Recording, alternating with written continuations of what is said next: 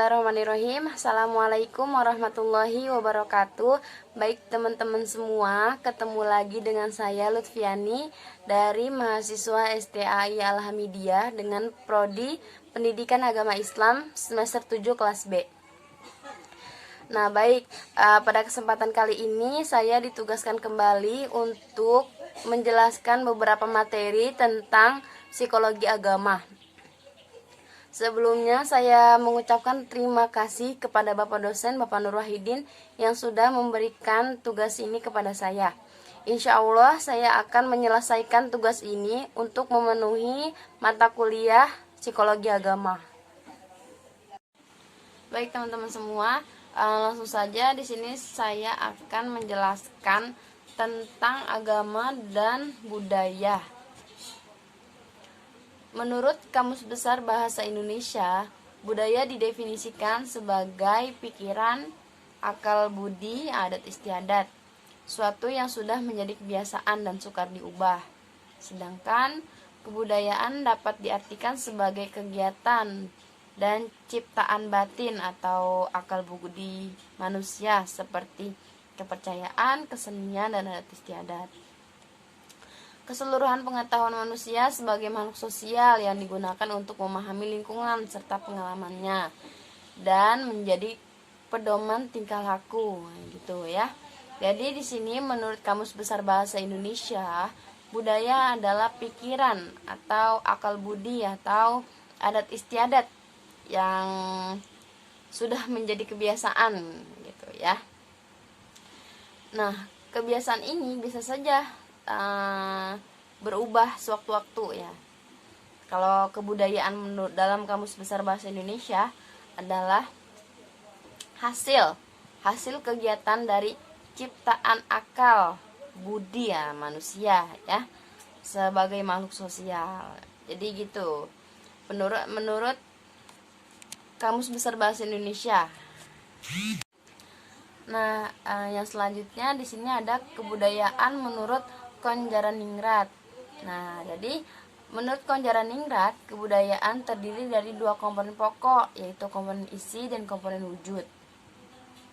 Komponen wujud dari kebudayaan terdiri atas sistem budaya berupa ide dan gagasan, serta sistem sosial berupa tingkah laku dan tindakan. Secara singkat dapat dijelaskan bahwa komponen wujud terbentuk dari tiga aspek, yaitu ide, gagasan, dan tingkah laku. Adapun komponen isi terdiri dari 7 unsur universal. Yang pertama bahasa, yang kedua teknologi, yang ketiga sistem ekonomi, yang keempat organisasi sosial, yang kelima ilmu pengetahuan, yang keenam agama, dan yang ketujuh ada kesenian. Nah, gitu ya. Jadi menurut Konjaraningrat, kebudayaan terdiri dari dua komponen pokok. Nah, yang pertama ada komponen isi dan yang kedua ada komponen wujud. Nah, komponen wujud ini terdiri dari tiga aspek. Yang pertama ada ide, yang kedua ada gagasan, yang ketiga ada tingkah laku. Nah, itu menurut aspek dari komponen wujud. Yang sekarang kita bahas adalah aspek dari komponen isi. Nah, aspek dari komponen isi ini ada 7 unsur universal, yaitu ada bahasa, ada sistem teknologi, sistem ekonomi, organisasi sosial, ilmu pengetahuan, agama, dan kesenian. Nah, ketujuh unsur ini mereka saling berkolaborasi dalam menyusun terbentuknya komponen isi. Jadi mereka itu berkolaborasi gitu dalam membentuk komponen isi tersebut gitu ya. Yang selanjutnya ada pengertian budaya menurut Goodenough. Menurut Goodenough bahwa budaya adalah hal-hal yang perlu diketahui dan dipercayai oleh seseorang agar ia dapat bertingkah laku dengan cara yang berterima dalam sekelompok masyarakatnya. Nah, maksudnya adalah menurut Goodnyok ini bahwa budaya adalah hal-hal yang perlu diketahui dan dipercayai oleh seseorang agar ia bertingkah laku dengan cara yang bisa diterima dalam satu kelompok masyarakat tersebut. Contoh nih ya, misal kita datang ke satu lingkungan yang dimana pada setiap hari Jumat itu mereka membiasakan kerja bakti. Nah, kita tuh harus ikut kerja bakti karena kerja bakti itu adalah salah satu dari budaya, karena yang sudah dijelaskan dari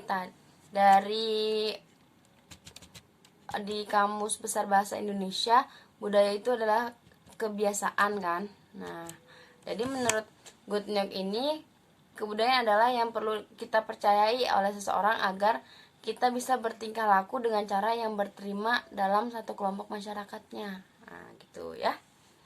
Yang selanjutnya ada budaya menurut Horton. Horton menjelaskan bahwa budaya menentukan standar perilaku karena budaya adalah sistem norma yang mengatur cara-cara merasa dan bertindak yang diketahui dan diikuti oleh anggota masyarakat. Nah, menurut Horton ini, budaya adalah norma yang mengatur cara-cara merasa yang bertindak diketahui dan diikuti oleh masyarakatnya. Nah, gitu ya. Misalnya nih, setiap hari Jumat masyarakat di mana misalnya di kampung Kupu membiasakan itu kerja bakti. Nah, Pak RT-nya yang mimpin. Nanti Pak RT ini ngajak masyarakatnya untuk melakukan kerja bakti. Nah, itu kan berarti salah satu budaya kan yang diikuti oleh masyarakatnya. Itu penjelasan dari Horton. Nah, sekarang budaya menurut Far dan Bal adalah pengetahuan yang dimiliki oleh sekelompok masyarakat yang berkaitan dengan perilaku mereka. Nah, kalau menurut Far dan Bal ini, budaya adalah pengetahuan yang dimiliki oleh sekelompok masyarakat yang berkaitan dengan perilaku mereka. Itu budaya menurut Farbal. Nah, sekarang budaya menurut budaya akan selalu berkaitan dengan cara hidup sekelompok masyarakat, termasuk cara anggota masyarakat. Budaya itu berkomunikasi atau bertutur kata. Nah, menurut ini, budaya ini akan selalu berkaitan dengan cara hidup kelompok manusia atau masyarakat gitu. Termasuk dalam anggota masyarakat dalam berkomunikasi atau tutur kata yang baik. Itu namanya berbudaya menurut Nah, yang selanjutnya di sini saya akan membahas tentang fungsi-fungsi agama. Apa sih fungsi agama itu? Nah, yang pertama, memberikan makna tertinggi.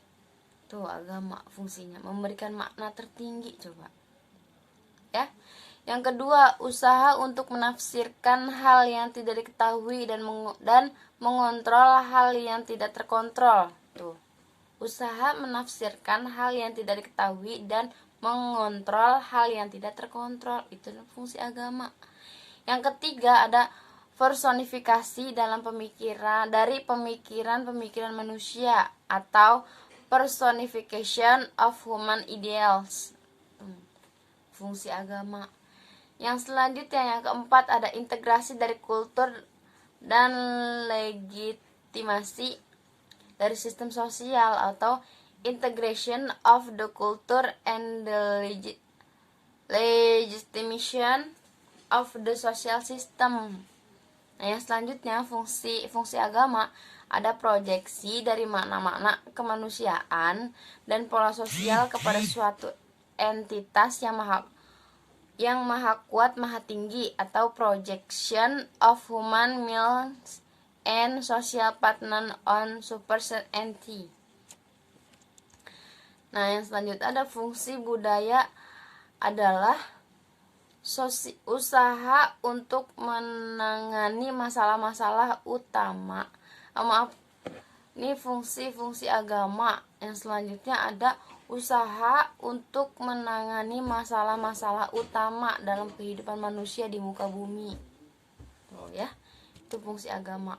Yang selanjutnya ada fungsi agama di dalam undang-undang nih.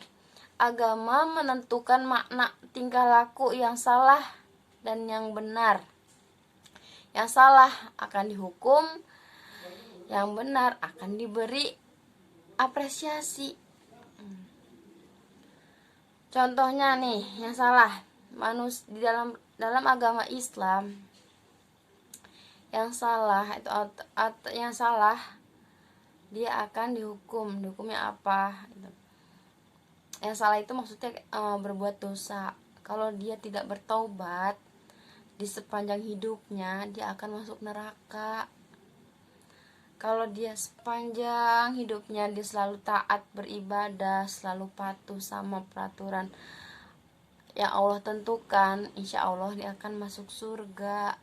Nah, agama ini telah menjadi undang-undang yang mengatur tingkah laku manusia. Tuh, agama adalah undang-undang yang mengatur tingkah laku manusia. Nah, Sang Maha Kuasa selalu menjaga dan memperhatikan umatnya. Allah ini maha melihat, Allah maha mendengar. Jadi nggak ada yang bisa kita sembunyikan dari yang maha kuasa, nggak ada. Semuanya Allah maha melihat, Allah maha mendengar, Allah maha mengetahui. Nggak ada yang kita bisa sembunyikan dari Allah. Ya, Sang Maha Kuasa selalu menjaga dan memperhatikan umatnya tadi kan, mengendalikan mereka dalam satu mahkamah atau maktamat di akhirat. Yang berdosa masuk penjara atau neraka, yang benar masuk surga. Ya, itu menurut itu fungsi agama di dalam undang-undang. Nah, kemudian ada fungsi agama, fungsi meringankan beban hidup. Maaf nih, agak keliru.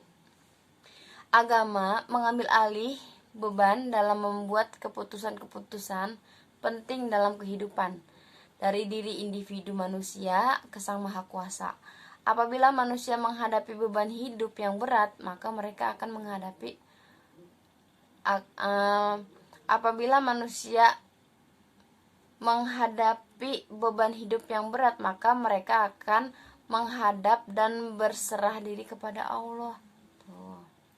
Kenapa Allah ngasih ujian? Kenapa Allah ngasih cobaan? Karena agar hambanya ingat kepada Allah. Ini kan kadang-kadang kita enggak.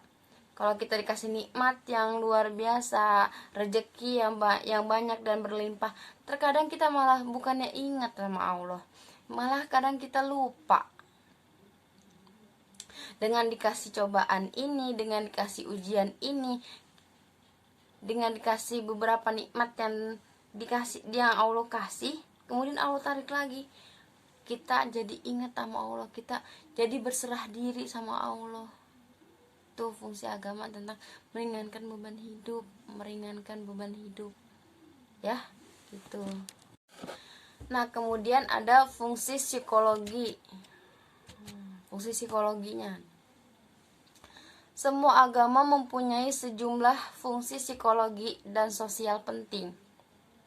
Agama mengurangi dan mengobati rasa khawatir dengan cara memberi penjelasan tentang hal-hal yang tidak diketahui dan membuat hal-hal tidak dapat dipahami. Bila kita khawatir dan stres akan masa depan, tentang ujian, tentang pekerjaan, tentang apa saja, mari kita berserah diri kepada Allah. Nih, fungsi psikologisnya. Semua agama mempunyai sejumlah fungsi psikologi dan sosial penting. Agama ini mengobati rasa khawatir dengan cara memberi penjelasan tentang hal-hal yang tidak diketahui dan membuat hal-hal itu dapat dipahami. Kita jadi nggak usah perlu khawatir, kita nggak usah stres karena dunia. tenang aja. Dunia itu semuanya itu kita serahin semua sama Yang Maha Kuasa. Kita serahin semua sama Yang Maha Pencipta. Kita tugas kita berserah diri. Nah, kita jangan mikirin dunia. Yang penting mah kita taat beribadah, taat dalam aturan yang telah ditentukan oleh Yang Maha Kuasa itu. Nah, ya. Yang selanjutnya ada fungsi tradisi lisan. Melalui ritual, bacaan-bacaan, mitologi, agama berfungsi dalam meningkatkan pembelajaran tentang tradisi lisan. Cerita tentang para rasul dan sahabat nabi-nabi, tentang raja yang adil, tentang orang-orang yang suci, tentang seorang perempuan yang tegar dengan imannya meski diancam bunuh oleh raja kafir dan lain-lain. Itu fungsi agama tradisi lisan. Kemudian ada fungsi memberi kenikmatan. Agama juga memberi rasa menyenangkan dengan cara mempercayai bahwa pertolongan Sang Maha Kuasa akan selalu datang. Bila manusia berada dalam kesusahan dan bahaya, berdoalah kepadaku, kata siapa? Kata Allah, maka akan aku kabulkan. Tuh fungsi agama dalam memberi kenikmatan. Allah baik banget sama kita, masa Allah ya. Di sini dijelasin nih, agama juga memberi agama juga memberi rasa menyenangkan dengan cara mempercayai bahwa pertolongan Allah itu ada. Allah gak bakal nguji hambanya di luar batas kemampuannya. Kita jangan merasa, ya Allah ujian kita berat nih, saya gak sanggup. Enggak. Kenapa kamu yang merasakan ujian itu? Karena menurut Allah, karena bagi Allah kamu yang mampu, yang lain gak mampu. Tuh agama. Kemudian fungsi menjaga solidaritas. Yang terakhir, agama memainkan satu peran penting dalam menjaga solidaritas sosial, persatuan umat dan gereja, saling tolong, saling kasih sesama manusia, apalagi sesama agama. Itu fungsi agama dalam menjaga solidaritas. Nah, yang selanjutnya di sini ada agama dan perilaku budaya. Bagaimana perilaku orang beragama tidak lepas dari nilai-nilai budaya setempat. Agama adalah simbol yang melambangkan nilai ketaatan kepada Tuhan. Kebudayaan juga mengandung nilai dan simbol supaya manusia bisa hidup di dalamnya. Agama memerlukan sistem simbol, dengan kata lain agama memerlukan kebudayaan agama.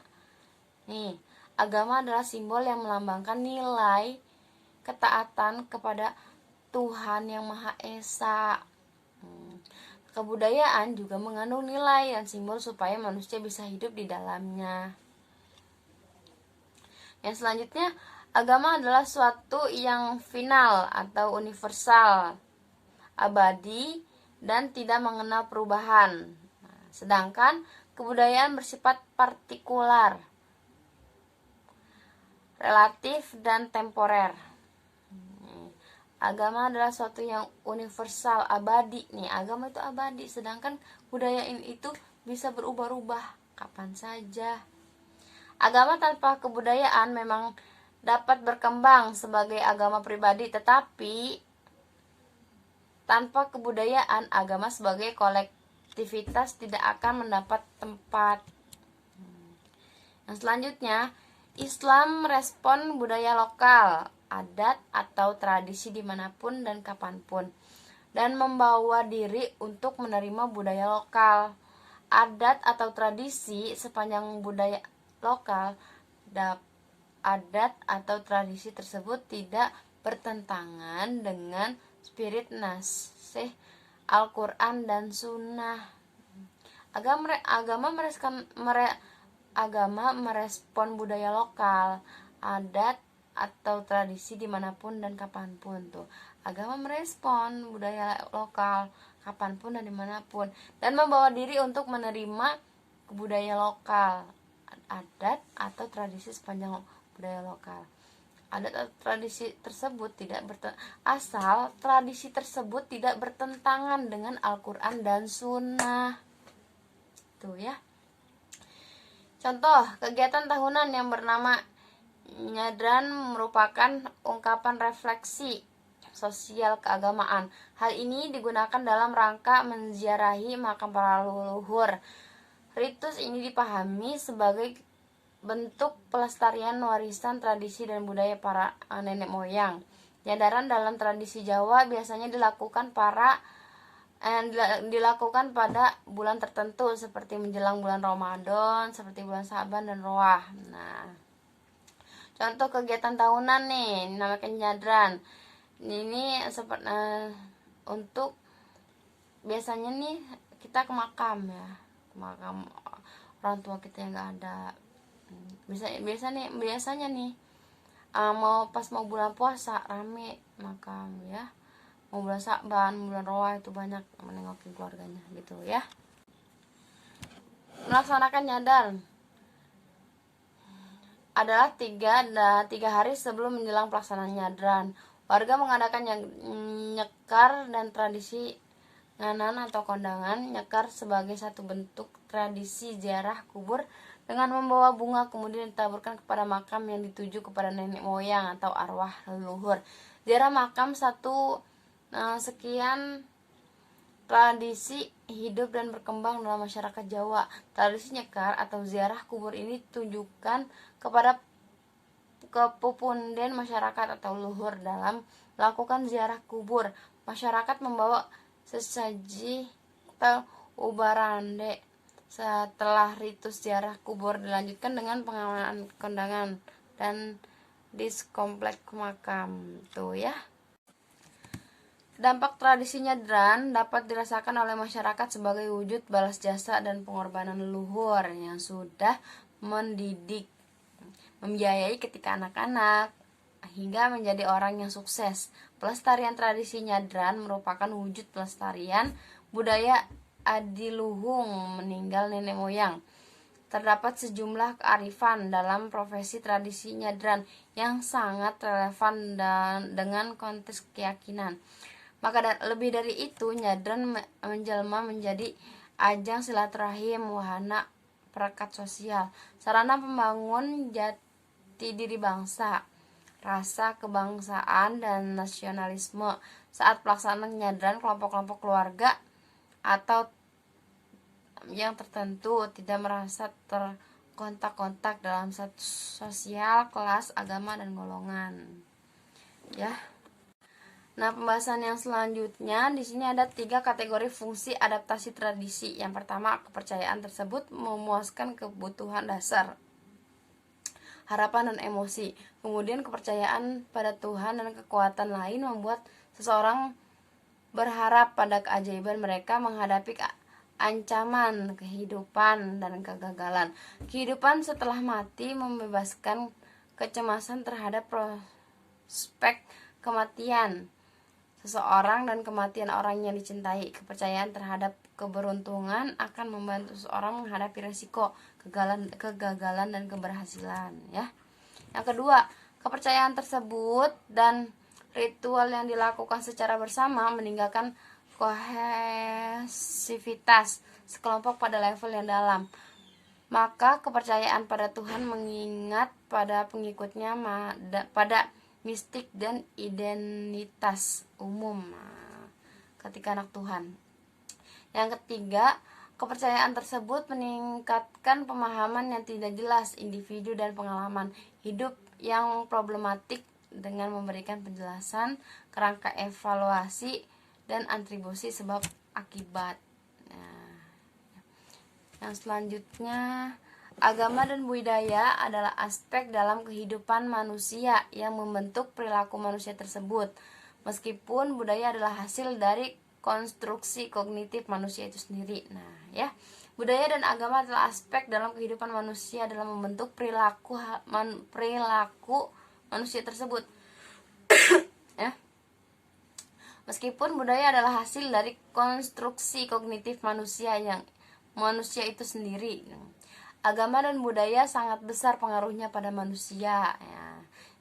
Yang selanjutnya, perbedaan perilaku dan bias penilaian karena berbagai bentuk agama dan budaya dapat membuat pada diri masing-masing untuk lebih toleran pada orang lain. Diharapkan juga akan menurunkan konflik interpersonal. Yang selanjutnya, perbedaan agama dan budaya adalah hal yang akan terus ada. Memang itu keterbatasan manusia dalam nilai dunianya. Tetapi yang perlu diantisipasi adalah bagaimana perbedaan itu bermanfaat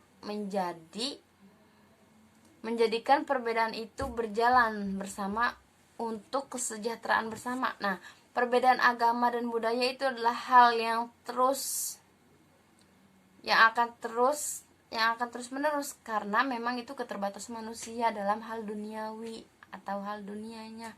Tetapi yang perlu diantisipasi adalah bagaimana perbedaan itu bermanfaat, menjadikan perbedaan itu berjalan bersama untuk mensejahterakan agama dan budaya, gitu ya. Ya, mungkin cukup sekian apa yang telah saya sampaikan. Saya terima kasih kepada teman-teman semua yang sudah menonton video ini sampai selesai. Mudah-mudahan ada banyak manfaatnya. Mudah-mudahan ada banyak ilmu-ilmu pengetahuan yang baru yang kalian dengar. Dan saya mohon maaf apabila ada salah-salah kata, karena saya pun masih belajar. Saya ucapkan terima kasih pokoknya sama teman-teman semua yang udah nonton video ini sampai akhir. Saya ucapkan terima kasih. Apabila ada salah-salah dikit, ya saya mohon maaf karena saya masih belajar, oke? Mungkin cukup sekian dari saya. Wabillahi taufiq wal hidayah. Wassalamualaikum warahmatullahi wabarakatuh.